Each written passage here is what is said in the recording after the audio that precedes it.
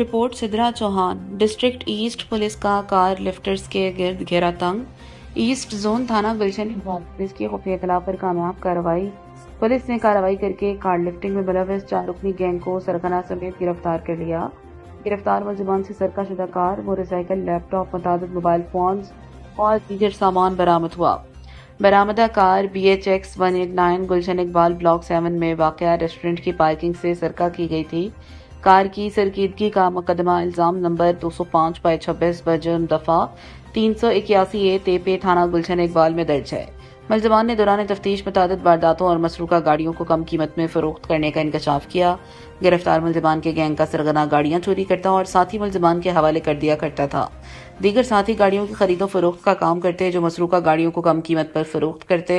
मुलजिमान के खिलाफ जब्ते की तहत कार्रवाई अमल में लाई जा रही है, जबकि साबिका रिकॉर्ड चेक किया जा रहा है। मुलजिमान में अदील वल्द नज़ीर, ज़ैनुल आबिदीन वल्द खलील, तनवीर वल्द नईम और अब्दुल कय्यूम वल्द अला बख्श शामिल हैं।